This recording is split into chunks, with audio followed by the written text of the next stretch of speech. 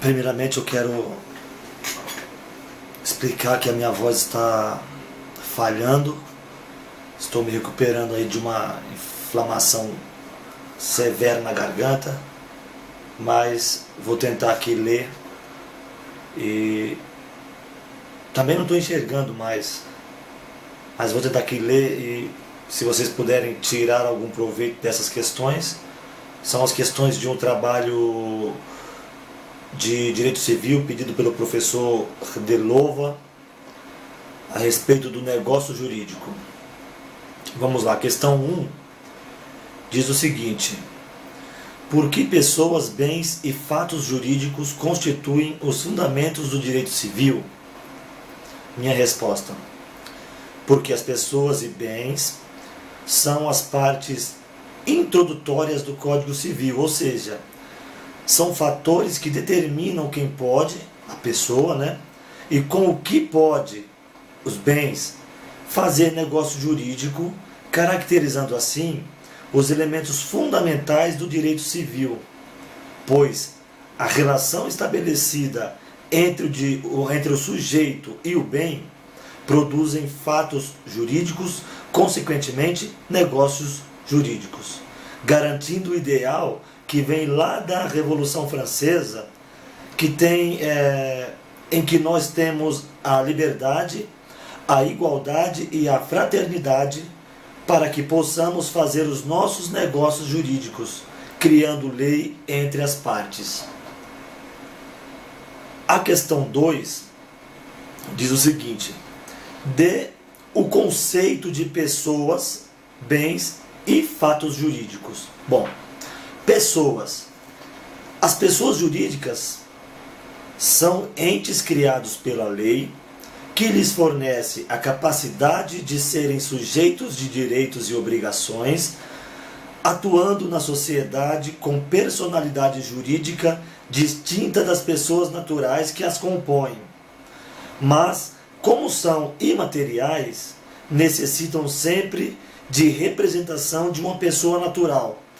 Na coesão textual da pergunta, acredito poder haver dúvidas quanto ao fato de as pessoas citadas na questão referirem-se às pessoas naturais ou jurídicas.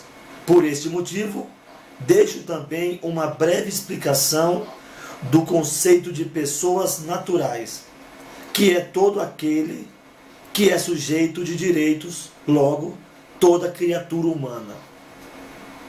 O professor Delova não vai gostar muito se eu colocar isso no manuscrito do trabalho, mas eu achei necessário porque eu mesmo, quando fiz a releitura da pergunta, né, onde ele fala de os conceitos de pessoas e bens e fatos jurídicos, acredito que para ficar mais compreensível, tinha que ser dessa maneira: dê o conceito de pessoas físicas ou naturais, jurídicas ou naturais, bens jurídicos e fatos jurídicos.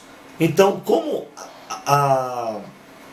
o adjetivo jurídicos está no final da sentença, eu acredito que pela coesão mesmo da sentença, o jurídico se refirá às pessoas e os bens. Por isso eu respondi primeiramente que como se a pergunta fosse feita relativa a pessoas jurídicas. Os bens são os valores materiais ou imateriais que podem ser objeto de uma relação de direito. E os fatos jurídicos são todas as ações das pessoas ou das situações que acontecem e que são juridicamente relevantes. Divide-se em fatos jurídicos naturais, em sentido estrito. Estes se dividem em fatos jurídicos ordinários ou também chamados comuns ou previsíveis, como nascimento, maioridade, decurso do tempo, morte, aluvião ou avulsão, etc. E extraordinários, também chamados não previsíveis ou especiais. Como exemplo, temos os terremotos, os tsunamis e as grandes enchentes. Já os fatos jurídicos humanos, ou melhor, atos jurídicos humanos em sentido amplo, Estes sempre envolvem uma vontade humana e podem ser divididos em ato jurídico lícito e ato jurídico ilícito. O ato jurídico lícito se subdivide em 3 categorias, sendo 2 mais usadas e uma terceira não tão usada. A primeira é ato jurídico em sentido estrito. A segunda é um negócio jurídico e a terceira é o ato-fato jurídico. A questão 3 diz: qual a diferença entre fatos jurídicos humanos, fatos jurídicos legais e fatos naturais? Dê 3 exemplos de cada um desses fatos. Os fatos humanos são os eventos de uma vontade humana, quer tenham intenção precípua de ocasionar efeitos jurídicos, quer não, podendo ser lícitos ou ilícitos. Por exemplo, um contrato, a venda de drogas, a aquisição de um imóvel, todos esses são exemplos de fatos humanos. Fatos jurídicos legais são os fatos jurídicos convencionados por lei. Por exemplo, uma ação trabalhista, uma cobrança de tributos. Eu coloquei aqui um exemplo, a obrigatoriedade do voto. São todos exemplos de fatos jurídicos legais. E os fatos naturais são os fatos relevantes para o direito que decorrem da simples manifestação da natureza. Aliás, eu acho que eu cometi um erro aqui. Os fatos naturais são fatos talvez não relevantes para o direito, que decorrem da simples manifestação da natureza. Ou seja, são alheios à vontade humana, ou ainda, a vontade humana concorre de forma indireta para a sua ocorrência. Por exemplo, o nascimento, a maioridade e a morte. Essa questão dos fatos naturais, eu respondi, mas acho que ainda ficou um pouco confusa. Acredito que dá para trabalhar um pouquinho ainda mais em cima dela. A 4ª questão diz o seguinte: qual a diferença entre o negócio jurídico e atos jurídicos? São 2 perguntas em uma. E qual a diferença entre atos jurídicos lato sensu e atos ilícitos? Vamos lá. O negócio jurídico são a manifestação de vontade humana, geralmente bilaterais, como os contratos, que estão em acordo com o ordenamento jurídico, visando a obtenção de um efeito jurídico desejado pelas partes, ou pela parte, no caso de um testamento, como exemplo. É justamente este o ponto que separa o negócio jurídico de ato jurídico em sentido estrito.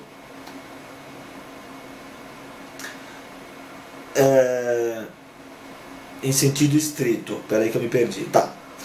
Tanto os negócios jurídicos como o ato jurídico em sentido estrito estão em acordo com o ordenamento jurídico. A diferença é que no negócio jurídico nós temos uma eficácia ex voluntate, pois irá produzir os efeitos desejados pela parte, ou seja, pela voluntariedade das partes. Tanto o conteúdo quanto as consequências do negócio são determinados pelas partes contratantes.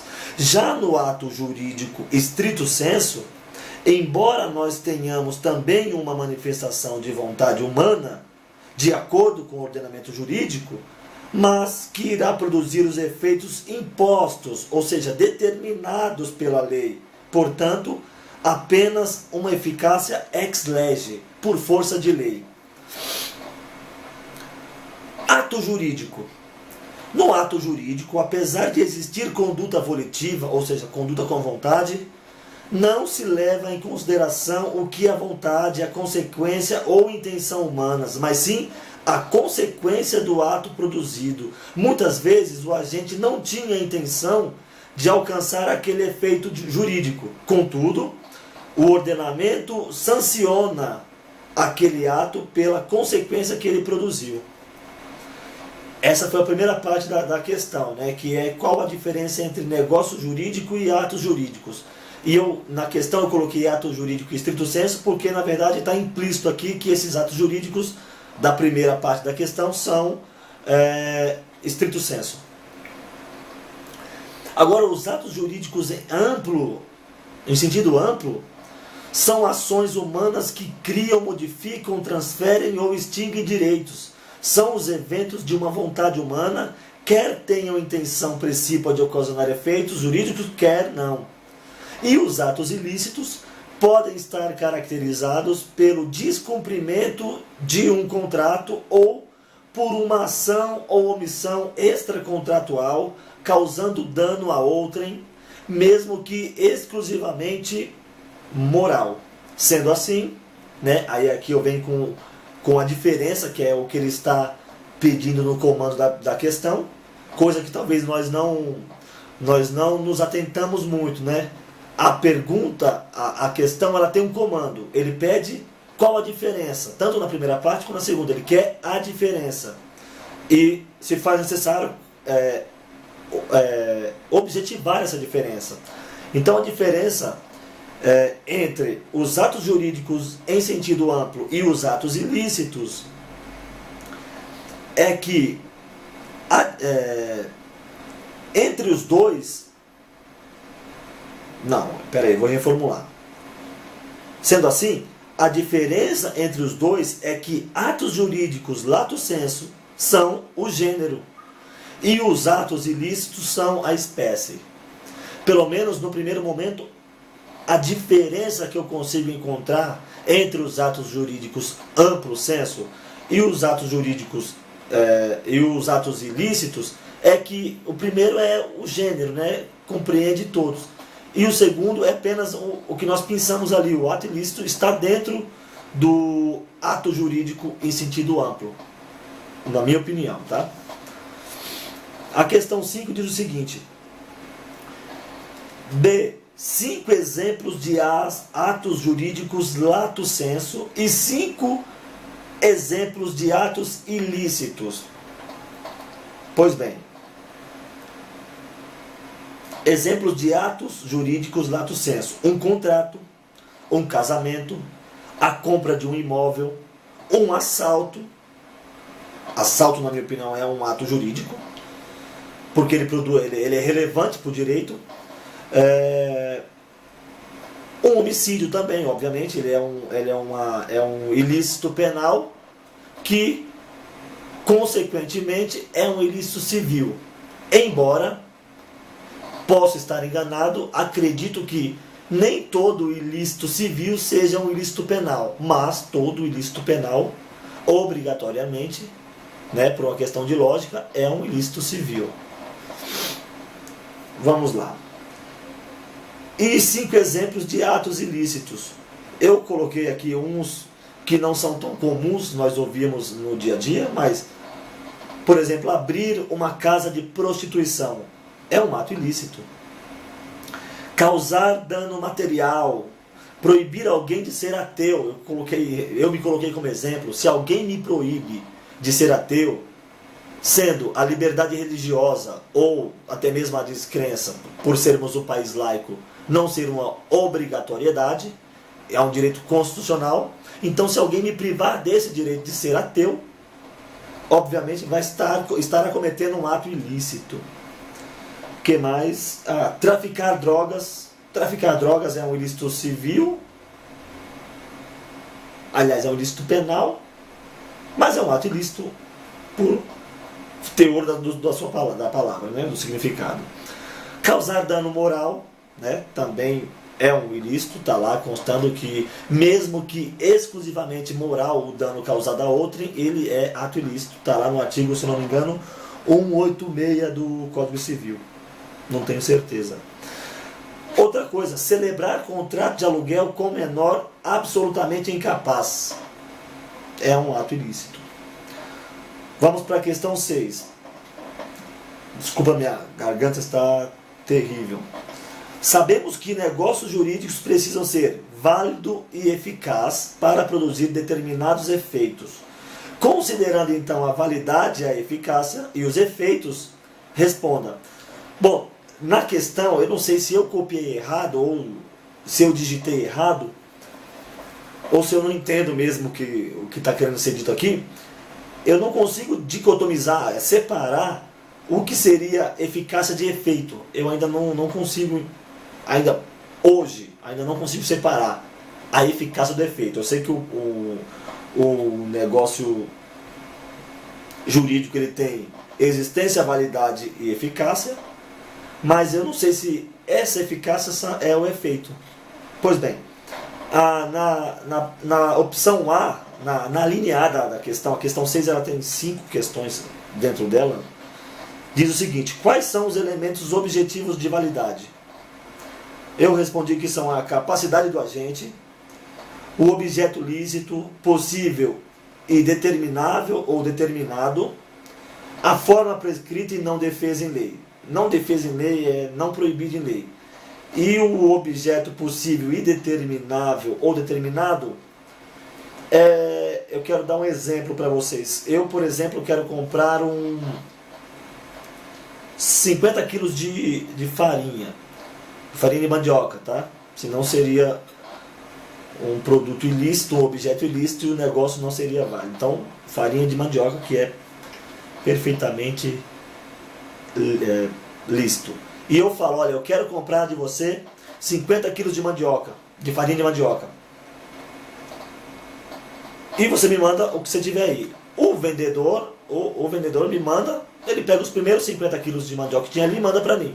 Isso é um objeto determinado, é a farinha. Agora, quando eu falo, olha, eu quero comprar de você 50 quilos de farinha, mas eu quero aqueles 50 quilos específicos, aqueles sacos que estão naquele canto. Eu tenho aí um objeto determinável, tá? Só para ficar claro aqui pra gente. Espero que eu não esteja explicando errado, né? A questão B diz o seguinte: qual é o elemento subjetivo de validade? Eu respondi que,